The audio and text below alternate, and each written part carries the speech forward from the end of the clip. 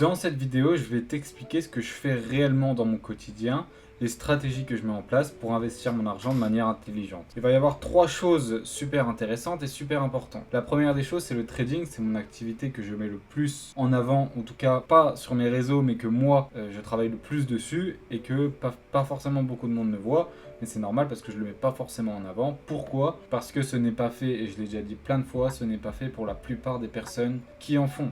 C'est extrêmement dur et la plupart des personnes vont perdre de l'argent. C'est pas la chose qui va vous rendre riche. C'est pas la chose qui va vous extraire de votre situation, non. Généralement, c'est la chose qui peut vous freiner ou qui va vous freiner. Mais il y a des chances de réussite. Non, il y a beaucoup plus de chances de réussir dans l'investissement immobilier, boursier, etc. que dans le trading. Donc la première des choses dont on va parler, c'est le trading. La deuxième des choses, c'est l'investissement boursier. Et la troisième des choses, c'est l'investissement immobilier. Au niveau de l'énergie que ça me prend, je mets en priorité le trading, ensuite l'investissement immobilier et ensuite l'investissement boursier. Si je devais faire qu'une chose, ça serait soit du trading, soit d'investissement immobilier. Parce que l'investissement immobilier, c'est extrêmement safe et c'est extrêmement rentable. Et le trading, c'est vraiment une passion. Pareil pour l'immobilier, mais le trading, j'en fais depuis très très jeune. Et c'est une passion, donc évidemment, que je vais continuer. Donc là, vous allez voir mes routines, etc. etc. Donc, dès que j'arrive sur... la première chose que je fais, c'est j'arrive sur mes graphiques. Par exemple, là, vous avez une position que j'ai prise sur NZD-USD mardi dernier. Donc là, on est lundi de la semaine d'après. Donc j'ai pris une position. Ce que je vais faire généralement sur mes graphiques, c'est passer un tour de toutes mes paires. Donc il n'y a pas toutes les paires, je les ai traquées évidemment. Je les ai traquées.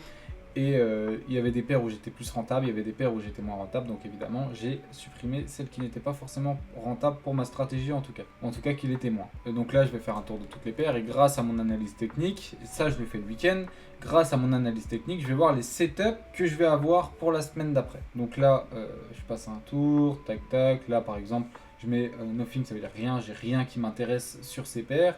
Là, je suis en attente, donc c'est dans assez longtemps. Par exemple, j'ai des zones qui sont tracées, etc. Et ensuite, là, je suis en watchlist, c'est pour cette semaine. Et par exemple, pour ceux qui tradent, je ne sais pas s'il y en a beaucoup qui tradent maintenant, vous m'avez demandé de faire beaucoup plus de contenu sur le trading, même si c'est pas forcément ce qui va vous sortir de votre situation et vous faire gagner de l'argent. En tout cas, c'est pour, comme je vous ai dit, un petit nombre de personnes. Je vais en parler quand même parce que ça vous intéresse. Donc là, par exemple, là, je suis en watchlist. Maintenant, j'ai pas forcément trop d'intérêt pour ces paires. Donc là, vous voyez que j'ai pris 2 positions, vous allez voir la semaine dernière, et peut-être que cette semaine, je vais pas prendre de position. Donc je réduis énormément mes prises de position parce que la qualité en trading est beaucoup plus intéressante que la quantité. Donc là, par exemple, j'ai également cette paire, mais c'est cette zone, donc ça se trouve, on va pas revenir dans ma zone cette semaine, et j'ai cette paire également, mais c'est cette zone, donc ça se trouve, on va pas revenir également. On n'a pas l'air de revenir. Donc là, par exemple, j'ai cette position qui tourne en profit depuis mardi dernier, et j'ai cette position que j'ai pris vendredi dernier, qui pour le moment est en léger négatif. Maintenant, une fois que j'ai pris mes trades, je n'ai rien à faire à part manager. Et pour manager, je peux très bien mettre des alertes dès que ça sonne.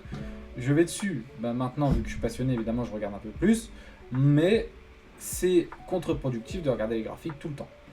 Donc la première des choses, c'était l'analyse graphique. Une fois que j'ai mes setups, je vais aller sur Google, regarder toutes les annonces éco que je vais avoir dans la semaine. Donc je tape cette semaine. Et également, je regarde la semaine dernière ce qui s'est passé. Maintenant, je suis tout le temps à l'affût dessus. Et je sais exactement ce qui s'est passé. Donc, il n'y a pas besoin que je revienne sur la semaine dernière parce que je prends des notes, etc. Maintenant, là, par exemple, j'ai cette semaine. Lundi, que je vois que j'ai l'IFO, j'ai pas forcément des choses qui vont énormément faire bouger le marché. Ensuite, le mardi, pareil, l'OPEP pour ceux qui traitent le pétrole, les logements, bon, pas grand-chose non plus. Mercredi, inflation australienne, donc ça, c'est super intéressant.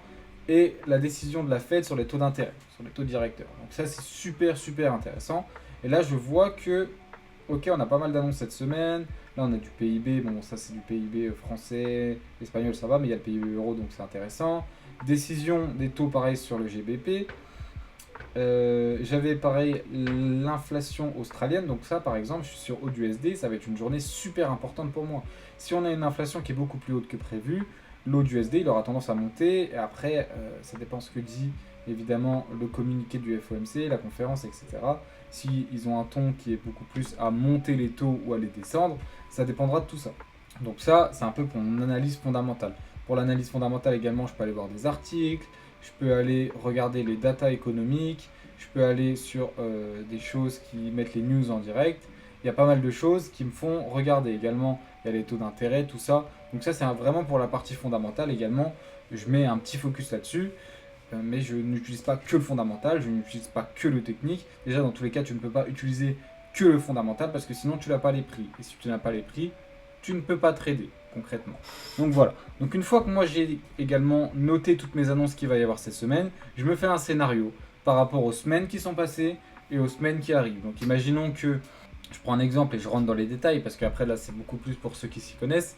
Imaginons que la Banque centrale américaine est depuis 2 semaines à un ton très à monter les taux. Et d'un coup, d'un seul, on a un taux de chômage qui explose à la hausse, on a une inflation qui explose à la baisse, et ils disent, ok, là peut-être qu'on a été un peu trop agressif, on va pas forcément monter les taux, on va les garder, voire les descendre. Et bien là, il y aura un misprice sur le prix, donc par exemple l'euro USD, il sera extrêmement bas, et là je pourrais prendre un achat sur euro USD si j'ai un setup graphique, etc. Maintenant, c'est pas forcément tout le temps comme ça. Des fois, c'est que l'analyse technique qui drive mes positions.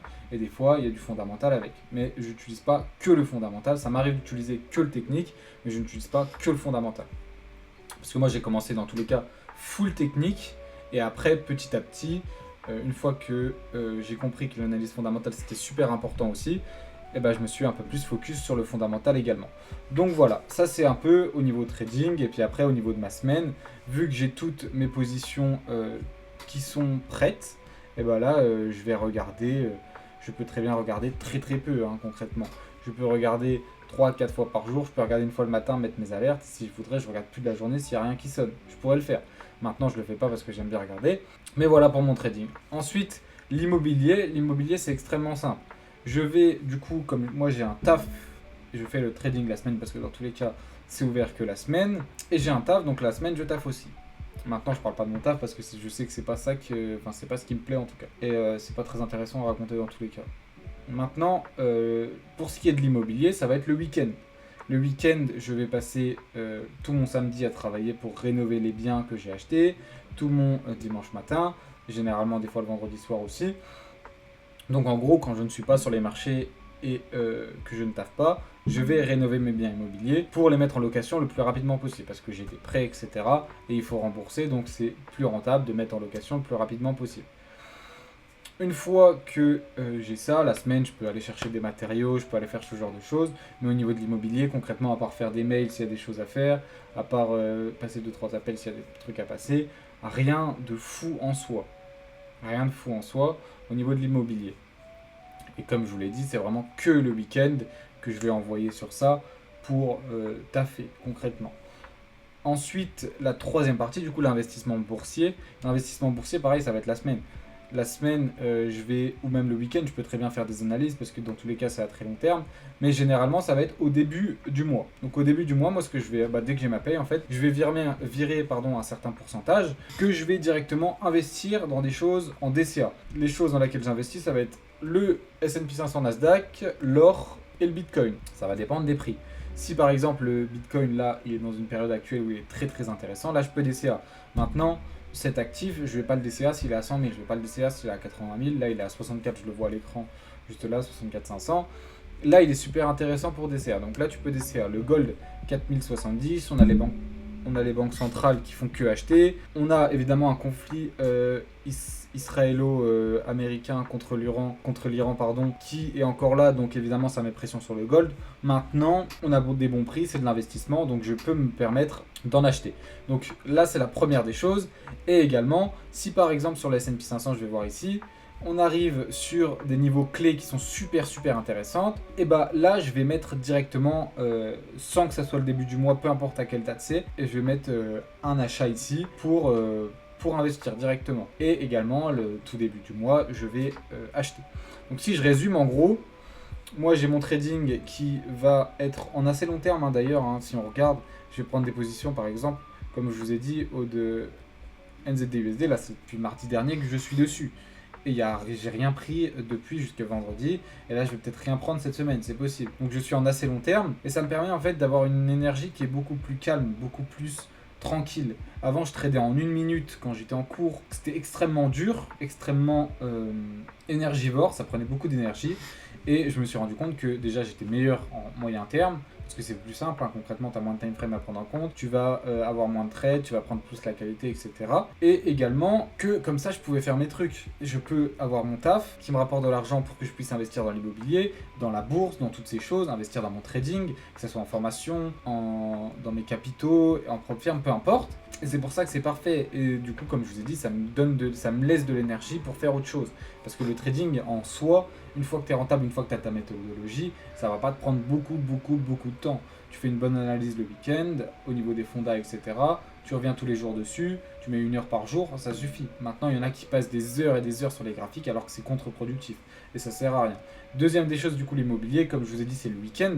Donc le week-end, c'est là que je vais aller travailler dans mes biens au niveau de la rénovation. Et également, je peux avoir des rendez-vous avec la banque, des trucs comme ça. La semaine, je peux avoir des appels, etc.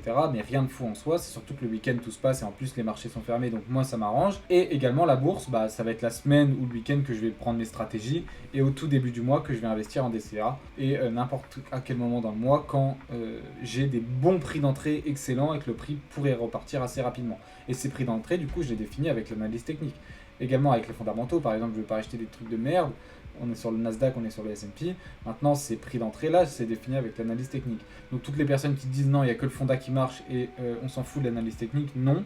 Et toutes les personnes qui disent il n'y a que l'analyse technique tout le temps, oui et non. Parce que moi, des fois, je fais que du technique et ça peut marcher. Et des fois, j'utilise les deux et ça peut ne pas marcher comme marcher, etc. Donc voilà, c'est tout pour cette vidéo. Si vous avez des questions, mettez-moi les en commentaire. Lâche un like, abonne-toi et on se retrouvera pour une prochaine vidéo. Allez, ciao!